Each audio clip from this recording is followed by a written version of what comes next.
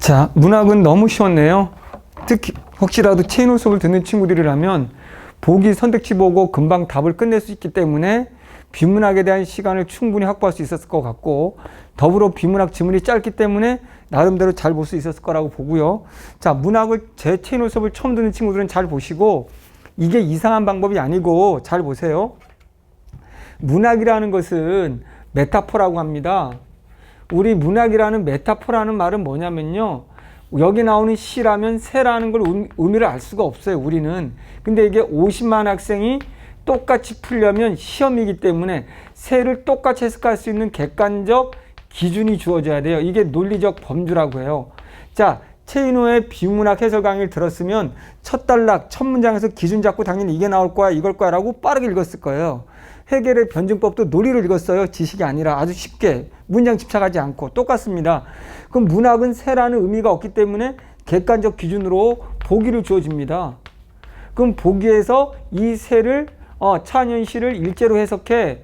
그럼 일제를 기준으로 이 새에 대해 해석을 해야 되는 것이고, 새가 집으로 가고 싶다? 그러면 집은 조국이 되는 거고 광복된 조국이 되는 거, 이런 식으로. 이게 만약에 독재다? 그러면 집은 민주화된 공간이 되는 거예요.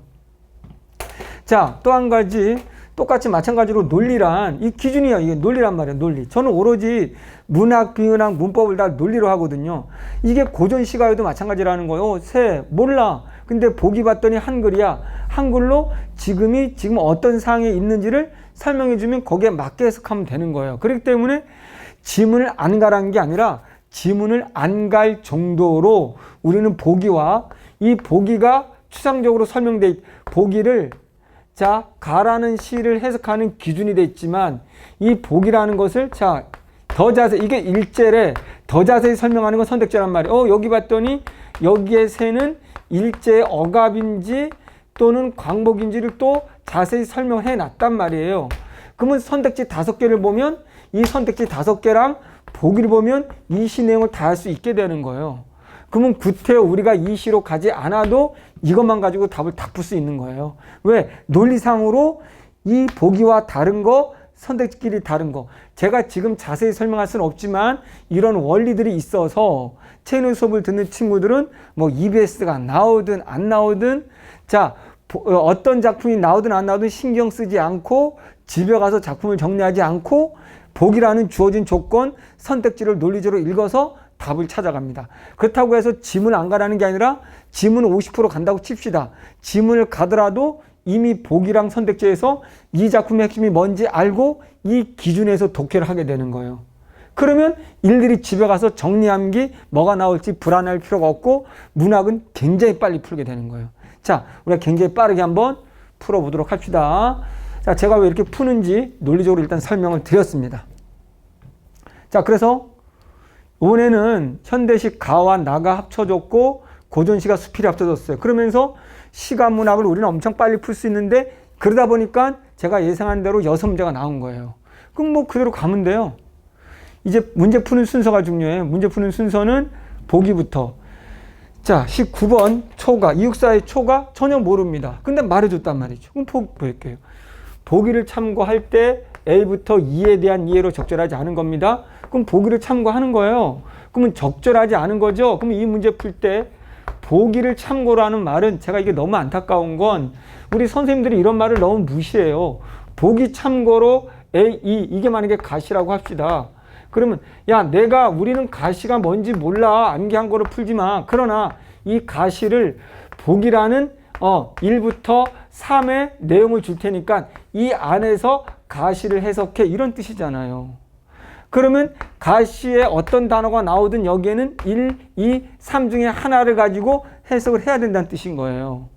그렇기 때문에 제일 중요한 포인트는 뭐냐면 이 문제 쉬운 거는 자 보기가 이렇게 있다. 근데 이거 설명한다. 1번 선택지 뭐뭐뭐라면 그럼 앞에가 가시가 되는 거고 뒤에 이거 앞에를 이제 앞으로 이거 조건부라고 하는 거고 이거 서술부예요. 그러면 이 뒷부분이 이거는 가시에 있는 내용이야. 그러면 이거를 뭐로 가지고 풀래? 보기 있는 내용으로 풀래. 자, 이 푸는 방식이 현대식, 고전시가, 현대설, 고전설 다 똑같습니다. 왜? 문제가 보기를 토대로 이렇게 돼 있잖아요. 됐죠? 그렇다면 이 서술부가 보기하고 일치하는지부터 먼저 보고요. 근데 보기 내용과 이 서술부가 일치하지 않아요? 바로 답이고요. 질문 안 가도. 2번 다 일치해? 그러면 앞에 조건부랑 서술부의 내용이 동일한 내용을 파는지를 확인하면 돼요. 안 동일하네? 그럼 걔가 답인 거고요. 그래도 답이 없으면 혹시 미친 수능 조건부를 틀리게 냈나? 그럼 그때 가서 확인해 보면 되는 거예요. 그러니까 이 수능은 1, 2단계에 다 끝나버려요. 논리적으로 되기 때문에. 자, 얼마나 빠르게. 이 작품 몰라요? 저 해설도 안 할 겁니다. 자, 근데 나중에는 해설을 다 해줘요. 해석하는 연습을 하기 위해서. 지금 잡타는 논리. 이육사는 초과를 발표하면서 유폐된 지역에서라고 창작 장소를 밝혔네. 창작 장소가 유폐된 지역이야. 이게 어딜까? 이곳에서 그는 오래전 떠나온 고향을 떠올려서 시로 형상했다. 그럼 이거는 유폐된 지역이라는 것의 논리. 화자가 지금 여기에 있네. 그럼 언제나 시의 기본이거든요. 화자의 처한 현실은 마이너스, 이게 기본이에요. 체인호. 제 이론에 다 있어요. 시 창작하는 논리, 원리 몇 가지만 하면 다 할 수 있거든요. 이 작품 알 필요가 없어요. 전혀. 그러면 유폐된 장소라는 건 이퀄 고향과 떨어져 있는 곳이니까 여기는 고향이 아닌 거야. 그럼 이렇게 논리적으로 하면 돼. 이 시 다 끝났어. 근데 여기서 이제 그건 고향을 그리워하는 거야. 고향을 떠올려서 시로 형상화했다. 계절의 흐름에 따라 낭만적인 봄에서 비극적인 겨울로 시상을 전개하여. 그러면 이제 낭만적인 봄에서 플러스의 봄에서 겨울이라는 비극적인 겨울이라는 마이너스로 전개된다. 그럼 비극적인 마이너스 겨울이라는 것은 일제강점기를 그럼 이 글은 일제강점기를 기본으로 하는구나. 이렇게. 그럼 유폐된 곳은 일제강점기에서 내가 일본에 쫓겨서 어딘가에 와 있는 거구나. 이렇게 되는 거예요. A, 그럼 제가 A, B, C, D 가기 전에 먼저 볼게요. 이거와 다른지. 돌담 울에 둘러싸인 산기슭을 묘사하여 화자가 고향을 회상하는 장소의 분위기, 그 분위기가 어떤 분위기인지 모르지만 돌담 울에 둘러싸인 산기슭이잖아요. 그러면 얘가 어떤 장소가 나온다면 고향을 회상한다고 했으니 봄날의 보리밭 풍경을 제시하여 화자가 떠올리는 고향의 모습. 계속 고향 얘기네요. 고향 사람들이 기대하던 압록강 전경을 묘사하여 화자의 소망이 이루어진, 끝났어요. 이루어진 때문에 상황을 나타내고 있다. 그럼 안 되잖아요. 지금 화자의 소망은 뭐가 돼야 될까요? 화자의 소망은 고향으로 가거나 일제강점기가 끝나는 것이죠. 근데 점점점 일제강점기가 심화되고 있다고 되어 있는데 화자의 소망이 이루어지면 완료된 건데 그럼 강복이 됐다는 뜻이네요. 말이 안 되잖아요. 그럼 답이 3번이에요, 그냥. 풍족한 결실을 거두지 못한 상황에서 자신이 처한 현실 너머의 세계를 꿈꾸는, 아직도 꿈꾸고 있잖아요. 그럼 꿈꾸고 있다는 거 아직 이루어진 게 아니잖아요. 여기서 이루어졌는데 뭘 또 꿈꾸어? 그럼 논리가 안 맞지. 순서가 A, B, C, D, E로 나온다면 얘기가 이루어지지 않아야 계속 꿈꾸는 거지. 그럼 답 3번이죠, 뭐. 근데 여기 봤더니 풍족한 결실을 거두지 못했잖아요.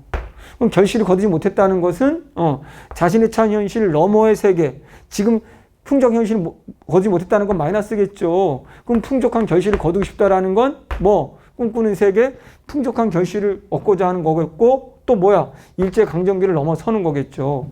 강물이 얼어붙는 삭막한 겨울의 이미지로 일제강점기에 됐네. 그러면 그럼 이거 가봐요. C. 답은 그냥 나왔지만 이 작품 저 본 적도 없고 모릅니다. 전혀. 알고 싶지도 않고요.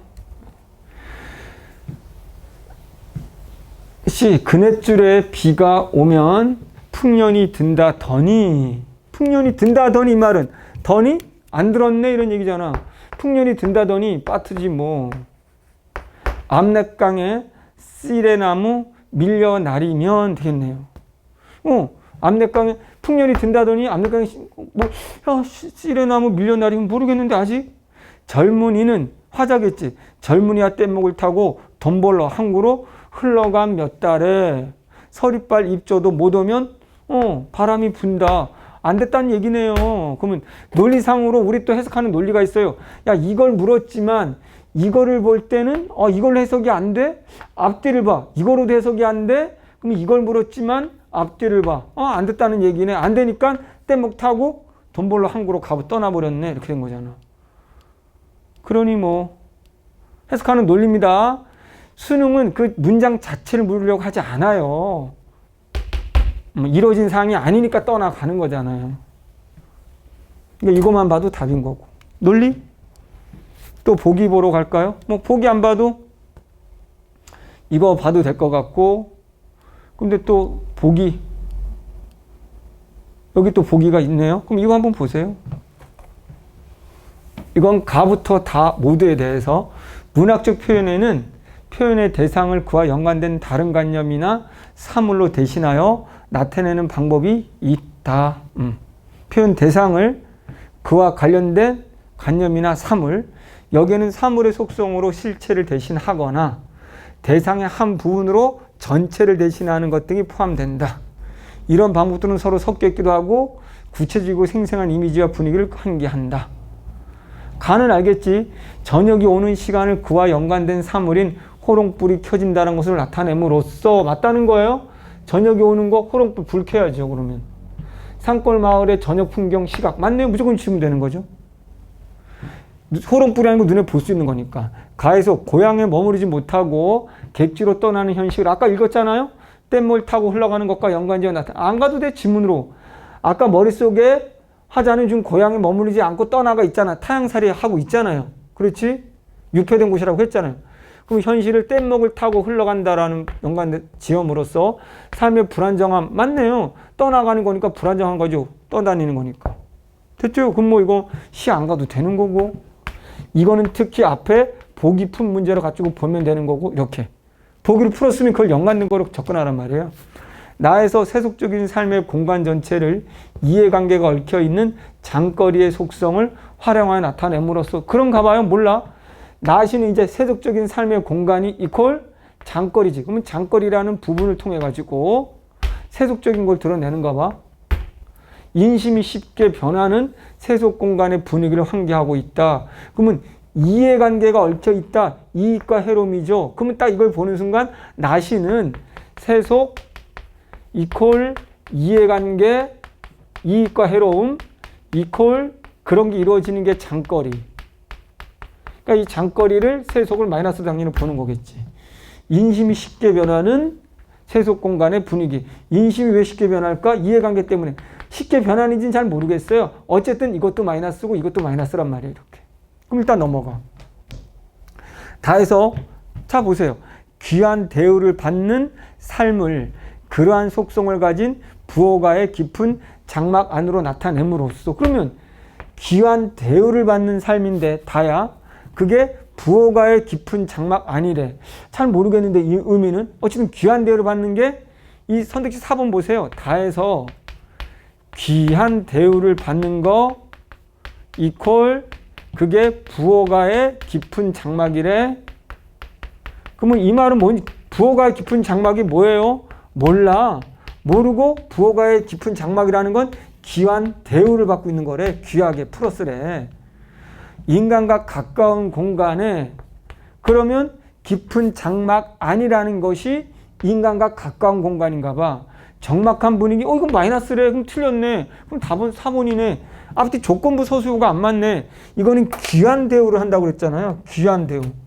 그럼 좋은 얘기인데 부호가의 깊은 장막 안. 뭔지 모르겠지만 이 장막 안이라는 공간은 인간과 가까운 것인데 그러면 그래서 귀하다. 인간과 가까울수록 귀하다는 건데 갑자기 좋은 거라는데 적막하다는 마이너스가 돼 있네. 뭐 누군가와 가까운데 누가 멀어야 적막한 건지 누가 없어야 누가 인간으로부터 소외당하고 아무도 관심을 안 둬야 적막한 거지. 답 4번이네 그냥. 다해서 풀의 가치를 소와 나비의 행위와 연관지어 나타냄으로써 하찮게 취급되는 풀과 귀하게 여겨지는 풀의 차이를 구체적 이미지로 보여주는 건 이거는 잘 모르겠네. 이거는 좀 알 수가 없어. 그러니까 풀의 가치를 소일 때는 하찮은 건가? 나비일 때는 귀하게 여겨지는 건가? 그거 잘 모르겠네. 그런데 어쨌든 4번. 그러면 답의 후보가 4번이니까 그 부분을 가 보는 거예요. 그럼 그 이 단어가 찾아 있는데 가봐. 그 부분만 가는 거예요. 부분만 빠르게. 그러면 여기 있네. 그런데 귀함이 저와 같고 천함이 이와 같아서 어떤 것은 논리상으로 보세요. 부호과의 깊은 장막 안에서 눈앞의 봄바람을 지키고 논리상으로 하면 귀함이 먼저 와야죠. 깊은 장막. 그러면 천함은 이제 어떤 것은 짧은 낫을 든 이 어리석은 종의 소나기에서 가을 서리처럼 변한다. 이게 천함이잖아요. 이렇게. 그럼 귀함 깊은 장막 맞았죠? 이 어찌된 일인가? 뜰학은 사람이 가까이에 있고 교회 땅은 멀리 막혀 있어 가까운 것은 친하기 쉽고 됐네. 그러니까 가까운 것 이퀄 친하다. 정막이 아닌 거죠. 됐네. 그럼 끝까지 안 읽어도 되는 거잖아. 이 정도면. 그럼 답이 된 거지. 멀어진 정막한 게 아닌 거지. 사람과 가까이 있는 건데. 됐죠? 그럼 아까도 이거만 안 봐도 되지만 낳는 것은 하늘에 달려 있으나 영화롭게. 자, 이런 수필 같은 경우 무조건 수필의 주제, 적절, 핵심을 물어보면 무조건 마지막 단락 보면 되거든요. 낳는 것은 하늘에 달려 있으나 영화롭게 하는 것은 인간에게 달려 있다. 무슨 말이냐? 하늘은 사사로움 없기에 그 조화가 균일하지만 인간은 널리 베풀지 못함으로 소원함도 있고 친함도 있는 것이다. 그러니까 하늘이 만들어서 모두 똑같이 균일하게 만들었는데 인간이 친하게 지나는 건 귀하게, 멀리하는 건 천하게 했단 말이야. 하늘이 이미 낳아 주었는데 또 어찌 사람이 영화롭게 하고 영화롭지 못하게 한다고 원망하겠는가?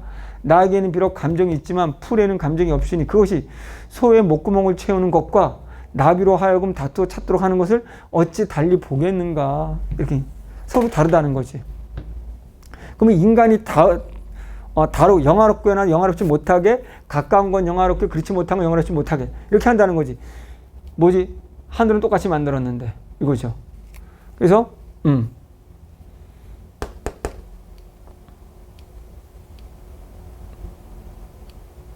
이거 보세요. 나에 대한 이해로 적절 나오면 무조건 주제예요.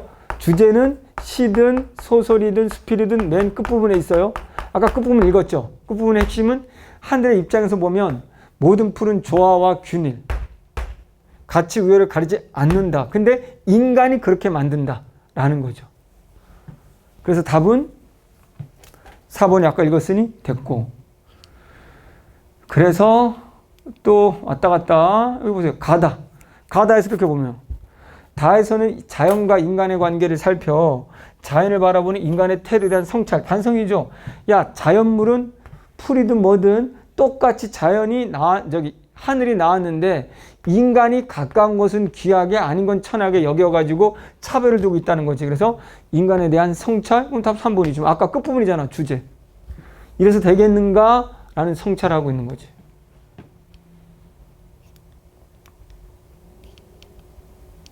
또 20번. 자, 산에 대한 화자의 태도를 중심으로 나를 감상하라. 보세요. 이 선택지만 봐도 답이 나와. 산을 수시로 변하는 인간과 달리죠. 그러면 인간은 아까 수시로 변하는 마이너스가 되는 거죠. 인심이 아까 변한다. 장거리 어디 있지 않았나요? 없었나? 가다 여기 했을 때 나의 속성이 이해관계 장거리 마이너스로 보고 있잖아요. 쉽게 변한다고. 그렇죠? 그럼 이게 맞는 거죠. 앞에서 이게 틀린 거로 됐으니 이게 맞는 거니까 이렇게 되는 거죠. 그럼 장거리 마이너스가 되는 거죠.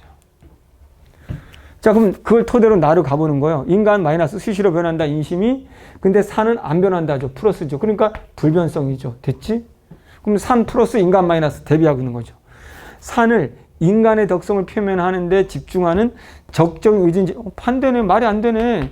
산은 인간의 덕성을 표현한 게 아니라 다른 거잖아요. 인간하고 다른 특성을 갖고 있어야 되잖아요. 아까 인간은 마이너스라는 게 앞에 문제에서 끝났잖아. 그럼 답은 1번이지 뭐. 산이 왜 인간의 의지를 가져? 또 보세요. 산을 삶과 죽음을 이어줌으로써 죽음 이후에도 함께할 대상이니까 이건 플러스잖아요. 화자는 군맨이 함께한다는 건 플러스. 그럼 이것도 플러스잖아요. 산을 근원적인 고향으로 인식함으로써 그림의 대상이니까 플러스잖아요. 지금. 산을 현재 함께하는 존재로 여기면서도 지속적으로 지향해야 할, 맞네. 산을 지금 바라보고 있지만서도 평생 함께해야 되는 거야. 궁극적으로 지속적으로 계속 산의 삶을 추구해야 되는 거야. 그러니까 그리워한다, 지향한다, 또 본질, 죽어서도 함께한다, 플러스잖아요, 다. 근데 갑자기 산을 마이너스로 얘기해버렸잖아요. 인간이 마이너스인데 마이너스를 갖다 집어넣었잖아요. 너무 쉽게 2번인 거지. 안 가도 되죠? 그럼 다 끝났나요? 고맙게도 이번에는 서술 방식, 표현 방식 이런 걸 안 묻는다고 그랬잖아요. 근데 안 나왔네요, 실제로. 여기 남았네. 자, 묵하와 북창을 중심으로 가와 나를 비교해라. 그럼 앞에 본 걸 가지고 가에서는 묵하의 박쥐 날의 이미지를 연결하여 고향의 어두운 분위기. 아까 고향의 어두운 분위기였어요. 풍족하지 않다고 그랬어. 그래서 떠나간다고 그랬어.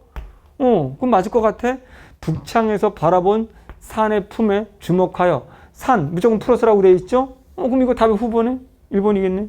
안 가도. 그렇죠? 그럼 실제로 한번 가볼까요? 그냥 먼저 푼 기준이 되는 걸 가지고 움직이면 타석할 필요가 없어져 버린 거예요. 자,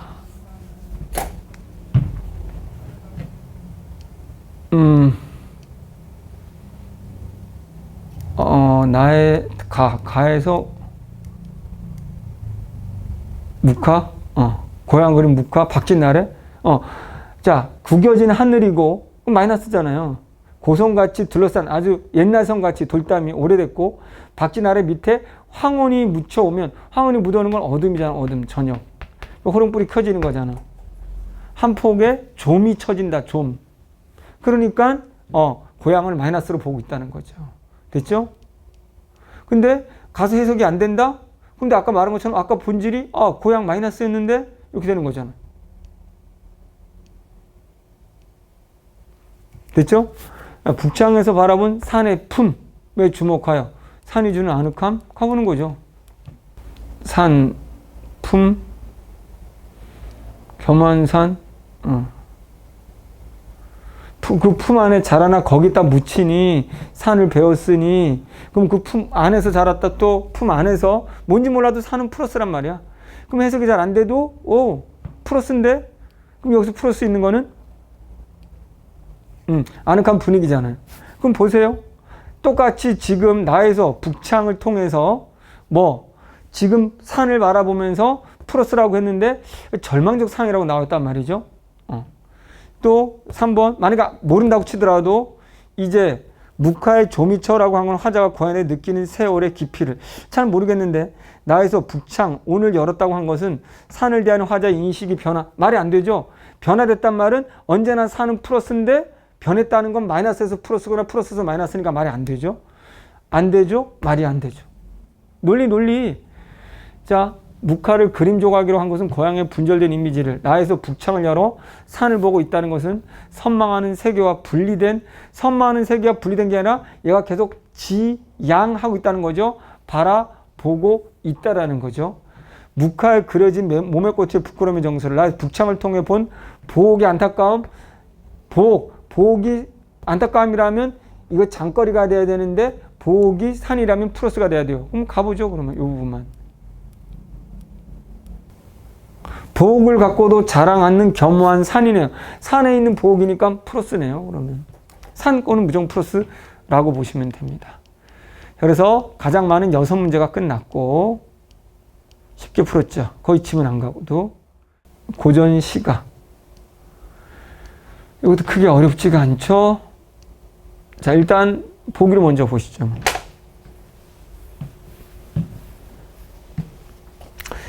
자, 탕군가는 향촌 공동체에서 경제적 기반이 취약한 사대부가 가정과 사회에 대한 책임을 다하기 어려운 자신의 궁핍한 삶을 실감나게 그려낸 작품이다.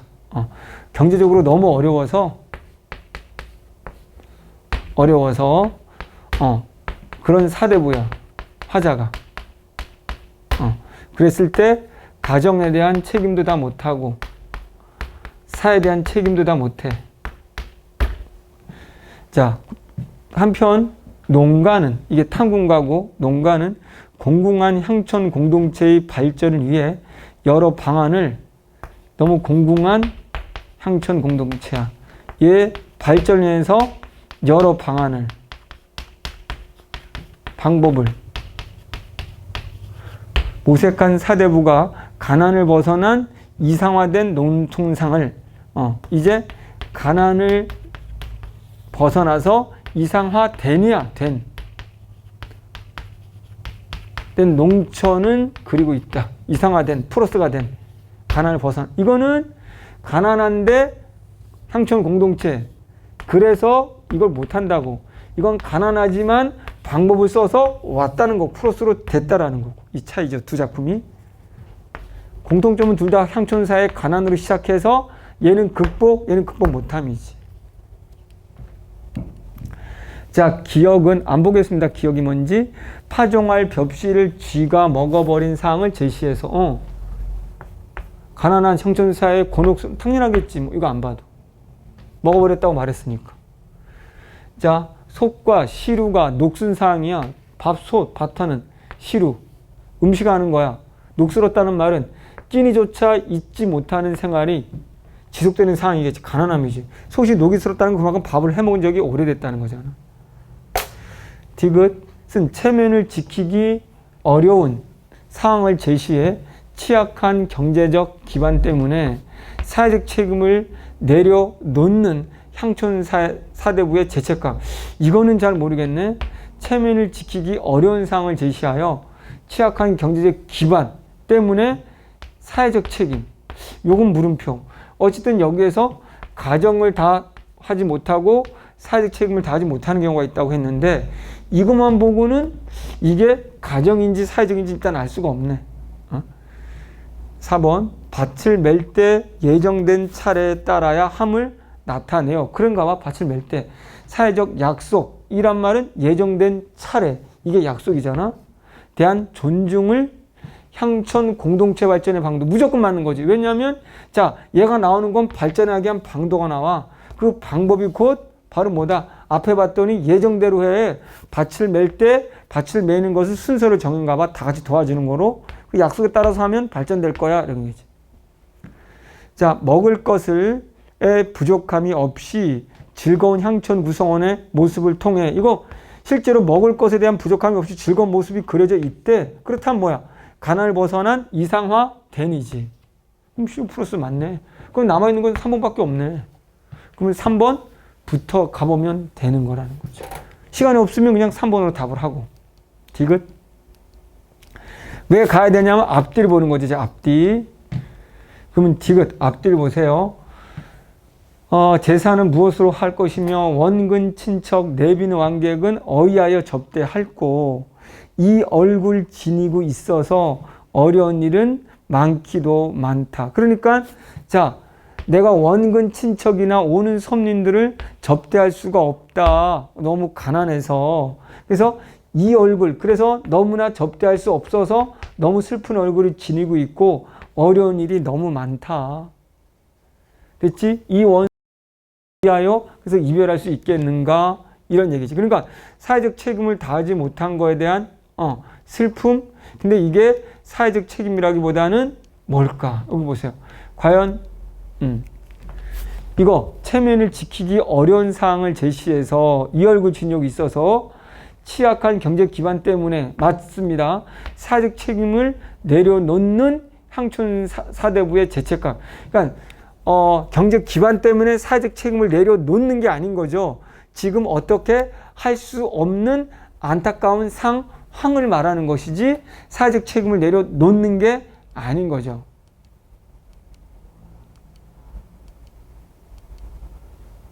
다시. 자, 이렇게 와도 어이하여 접대할고 내가 없어서 접대할 수가 없구나. 가난해서. 그러니까 접대할 수 없는 나의 얼굴, 슬픈 얼굴. 그러니 너무 어렵다. 어려운 일, 슬픈 일이 너무나 많기도 많다. 이런 얘기지 내가 내려놓은 게 아닌 거죠, 지금.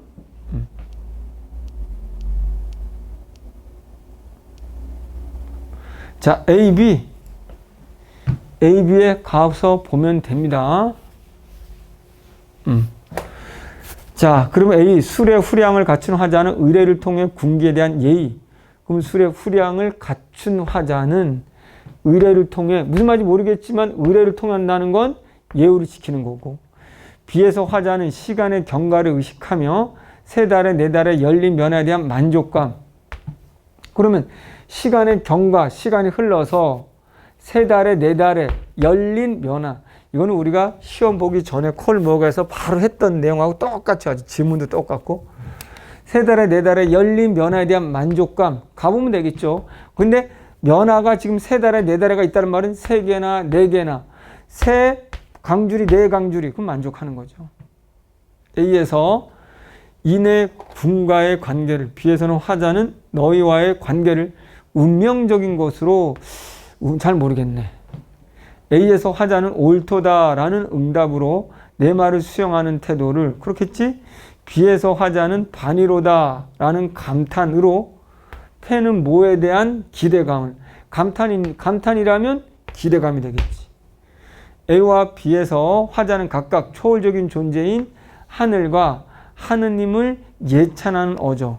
갑자기 하느님 예찬하기 좀 그렇지? 어쨌든 A, B 가보세요.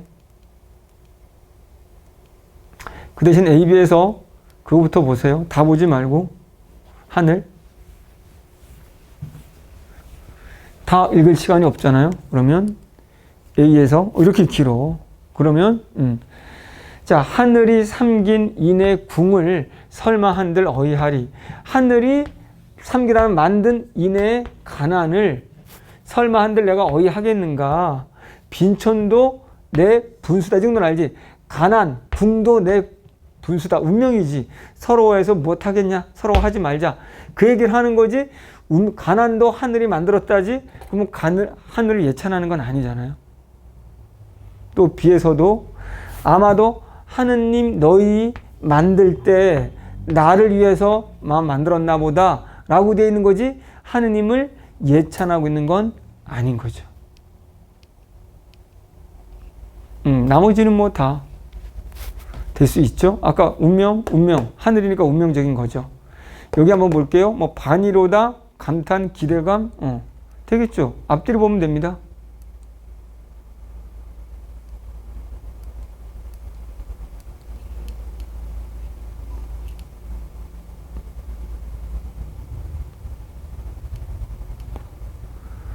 반이로다. 여기.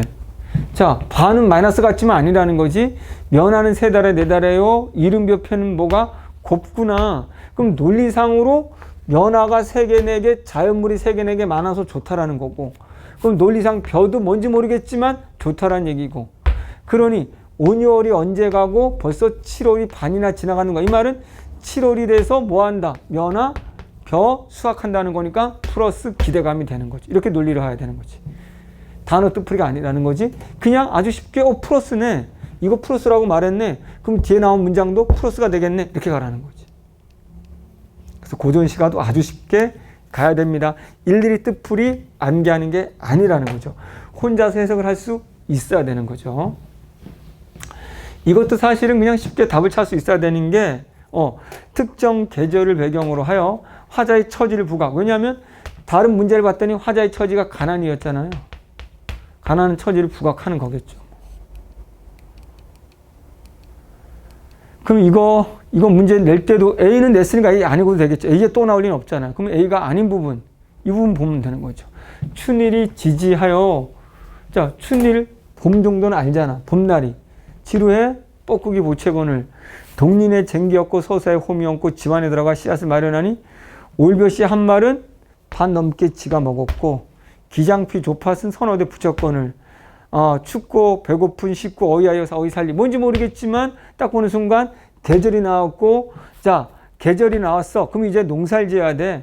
그래서 동쪽 이웃에 쟁기를 얻고 서쪽 이웃에서 홈이 얹고 농사를 지으려고 집안에 들어갔더니 씨앗을 보니까 다 먹고 없어. 이렇게 됐잖아. 그러면 결국 가난 농사 지을 시기가 왔는데 결국 가난해서 농사 못 짓는다는 거잖아요.